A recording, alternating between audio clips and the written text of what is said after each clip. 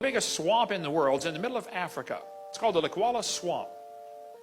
That swamp is huge. Most Americans don't appreciate the size of Africa. Here's what Africa looks like next to the entire United States. Africa's gigantic, okay? That swamp is bigger, is the same size as the state of Florida, 55,000 square miles. That swamp is huge. Did you know that swamp today is 80% unexplored? In 1885, Congo in Africa was taken over by Belgium, and it was called the Belgian Congo for many, many years. In 1960, the communists liberated them. You know how the communists liberate countries. They kill everybody. Okay, you're free now. Yeah, anyway. There were reports in that swamp from the 1700s when the missionaries went in there and said, man, there are dinosaurs still living in that swamp. Dinosaurs still alive? 1910, New York Herald ran an article about dinosaurs still living in Africa's swamps. Here's a Saturday Evening Post, 1948. There could be dinosaurs still alive in Africa.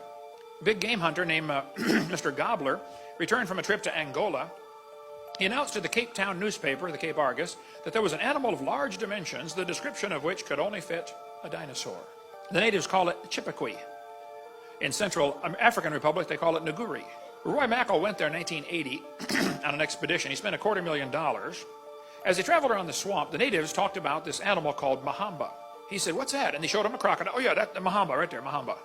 He said, how big does it get? They pasted off on the sandbar, 50 feet long. And everybody says, no, crocodiles, they never get past about 17 feet. Oh, I don't think that's correct. Earlier in the summer of 2005, they killed a 24-foot crocodile in that swamp. Of course, the natives will say, oh, you should see the big ones. The natives also talk about an animal they call Mokele Mbembe. Well, if you show them the picture of an apatosaurus, they'll say, yep, that's it, Mokele Mbembe.